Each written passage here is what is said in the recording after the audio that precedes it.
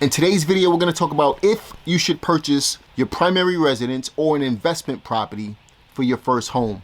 Coming up. Hey everyone, it's Jamel Gibbs. Welcome to another video. Listen, in today's video, we're going to talk about if you should purchase a primary residence or an investment property for your first home. Now today I'm actually in a different location. I'm in North Myrtle Beach today. This is the week of my anniversary with my wife.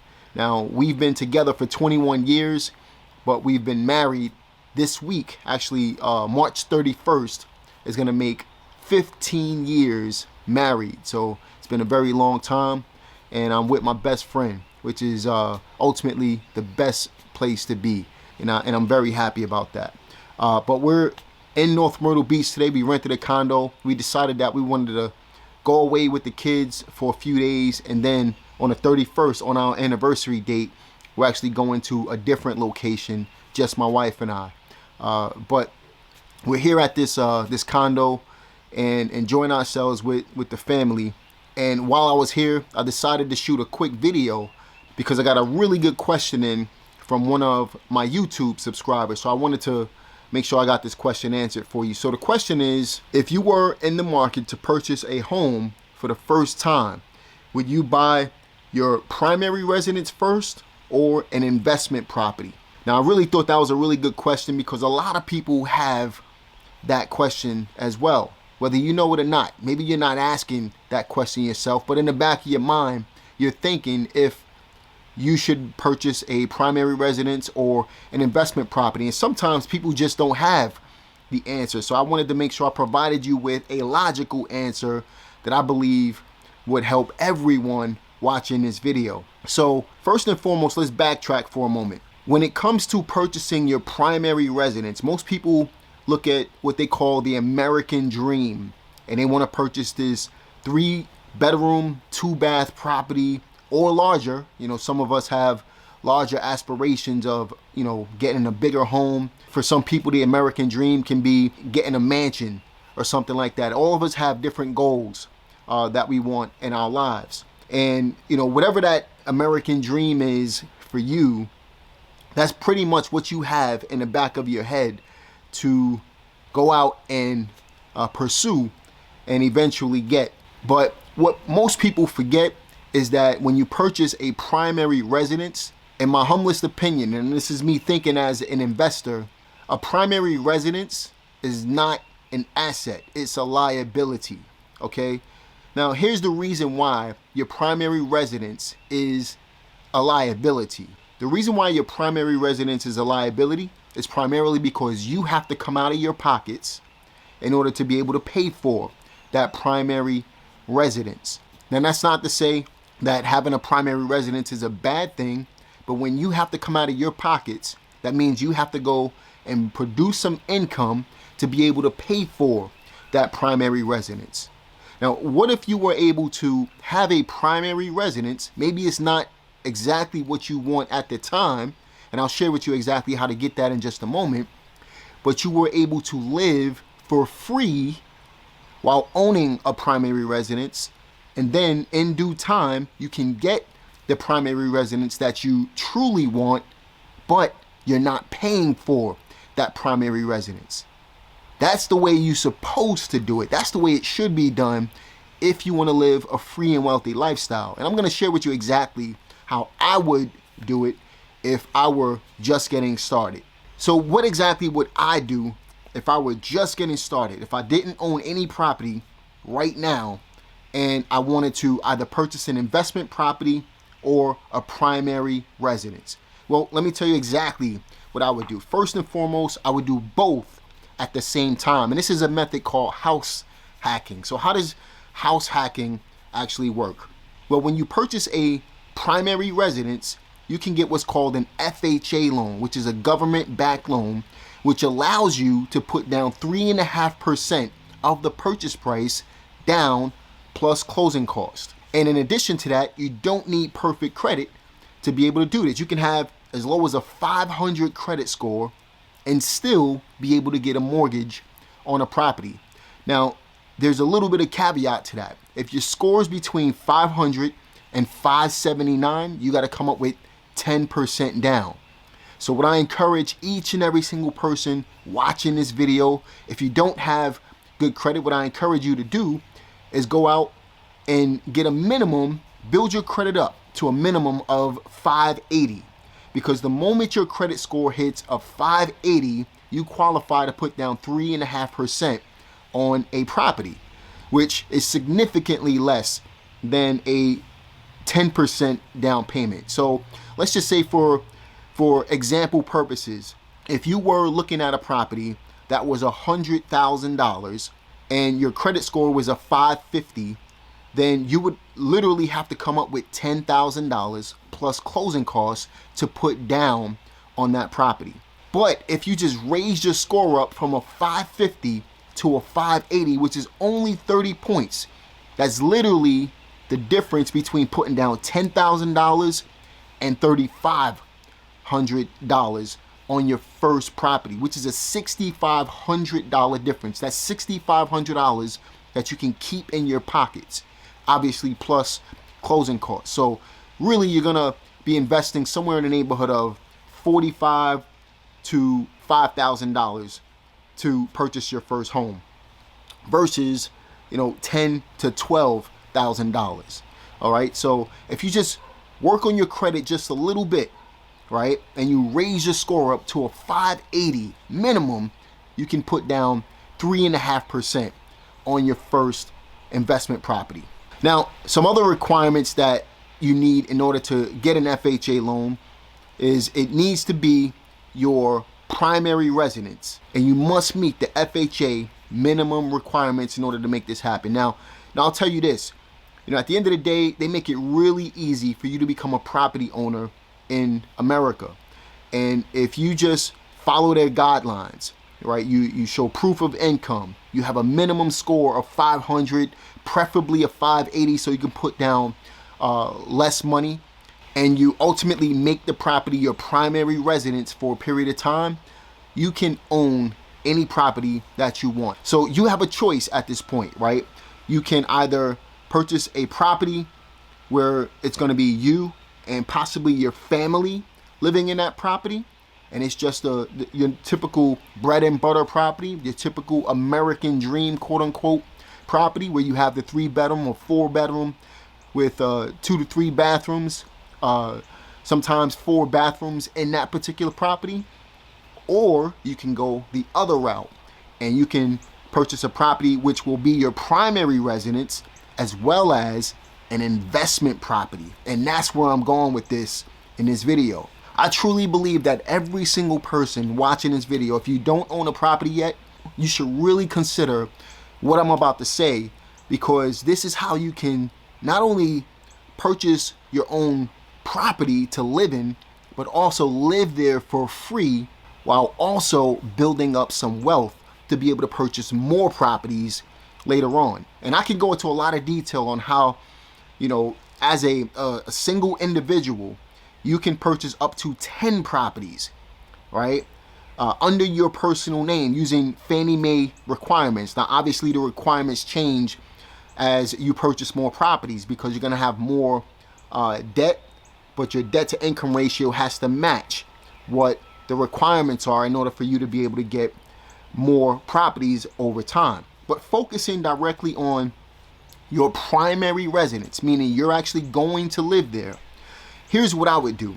Rather than purchasing a single family property, I would be looking upwards of a 4-unit property. Because here's the deal, in America, any property between a 1-unit and a 4-unit property is considered to be residential real estate, right? And FHA, again, getting a government-backed loan, will allow you to purchase any of those properties that fall under the residential category. So what that means is you can purchase a property for your primary residence and still be able to get tenants in the property right along with you, considering you're able to find a 4-unit property to purchase. So this is a common practice in cities like New York, for example, where I'm from Brooklyn. Most people that purchase their first property or any property are looking to be able to purchase a property that they live in, as well as a property where they can rent out some units so that other people can help pay their mortgage or pay the entire mortgage for them while they live there. You got that? So what I would personally do is I would use that hybrid approach. That's what we call it, right? A hybrid approach to purchasing a primary residence as well as an investment property at the same time. The same amount of money you're going to put down to purchase a single family property, which will require you to have to come out of your pocket every single month to be able to pay for that property, is the same requirement that you have to purchase a 4-unit property. So I would maximize the amount of units that I would get at one time and purchase a 4-unit property. Then I can rent 3 of those units out. And obviously, if you have more bedrooms in each unit, the more rent you can get for the property. All right, so look for properties with more bedrooms, more space, so that you can get more money for each unit. Then you live in one of the units, whether it's a regular apartment or it can be a duplex, right? There's places that will build you a duplex and then you have 3 regular apartments. My uncle owns one of those in Bed-Stuy, Brooklyn, right? He owns a duplex, and then the other apartments are regular, 2, 3, and 1-bedroom apartments.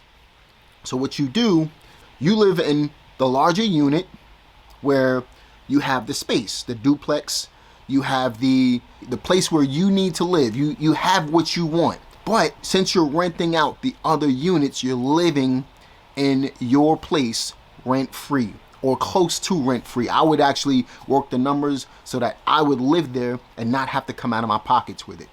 And then what you do is, after a short period of time, a year, maybe 2 years, maybe even 3 years, you take some of the equity that you built in that property, you refinance, because within that 1 to 3 year time frame, you're looking to boost your credit score up, continue to pay your bills on time, do what you need to do to save some money, don't go out splurging, right? Then you take some of that equity, some of your savings, and you go and purchase another 4-unit property.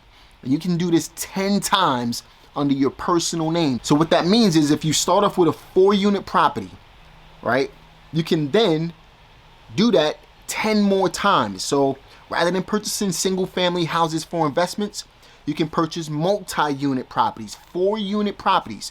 Do that 10 times, and you just bought yourself 40 units, 40 apartments that will pay you cash flow and pay for your properties every single month. Now, that's not including if you're married, if you have a spouse. So for example, my wife and I, if I were to go out today and just getting started and I purchased a 4-unit property and I did that 10 times over a certain amount of time, let's say 5 years, I now own 40 units. But because I'm not putting my wife on those mortgages and burning mortgages, that's what we call it. You're burning mortgages when you add you and your spouse to an investment property, because you're limiting yourself from being able to get more units. If I don't burn those mortgages by adding my wife to the mortgages, guess what? Now she can go out and get 40 units within a period of time. So now, instead of owning 40 units collectively, meaning we're doing it together, we now own 80 units. And then we have all of this equity and all of these properties. We have all of this cash flow coming in. And guess what we're able to do at that point? Take some more of that cash flow and go and start buying more properties through portfolio loans or blanket loans, and allowing ourselves to continue building our rental portfolio, literally becoming multi-millionaires in due time. So this is what I would do if I were you. Smiling Faces Childcare, I would personally look for a hybrid type of investment property where I can live in one unit but rent out the other units. I would try to maximize the amount of units that I'm able to purchase in a property, which is 4. I would be looking for a 4-unit property to live in, rent out the other units so that I can live rent-free or mortgage-free And then I would go ahead and rinse and repeat the entire process over and over and over again until I max out the amount of mortgages that I'm able to get through the government, right? So Fannie Mae, the Fannie Mae guidelines allows you to get up to 10 properties, but that doesn't necessarily mean that you have to get 10 single family properties. A residential home can be considered a 4-unit property or up to 4 units. So I would be maximizing the amount of doors that I'm able to get using these government-backed loans. All right, so that's what I would do. And as time goes on, again, if you just got, 10 $100,000 properties and they're all 4-unit properties, I mean, not only are you considered to be a millionaire on paper, but you also have cash flow coming in, and other people are paying for you to be a millionaire on paper. So that's what I would do if I were you, just to answer your question. I hope you benefited from this. I hope that everyone watching this video benefited from this. If you did, do me a favor, like this video, subscribe to this channel, click the notification bell, and share this video with other people who are looking to purchase their first property, right? With very little capital. 3.5% is not a lot of money. How do you come up with 3.5%? Guess what? It's tax season right now. Most of you have a W-2 paying job. Go and use your tax return to become a property owner. Stop wasting your money on nonsense, right? Go out there and invest your money into your future so that you won't have to continue paying somebody else's mortgage down, renting properties from them. Do this for yourself. You only need to do it one time and you will get that money back. And not only that, as I've mentioned already, you'll stop coming out of your pocket for living expenses because somebody else will pay your mortgage for you. So use your tax return money. Use this stimulus money that's coming in for everybody. Stop wasting money making other people rich, buying stuff that's unnecessary and not going to put any capital back in your pockets. All right, stop doing that. We got to smarten up, people. All right, the only way for us to smarten up is to do something different than what we're used to doing so that we can get a different result. So again, I hope you guys enjoyed this video. Do me a favor, like this video, subscribe to this channel, click the notification bell, share this video with other people. Other people need to hear this information. And I'll talk to you guys on the next one. Peace.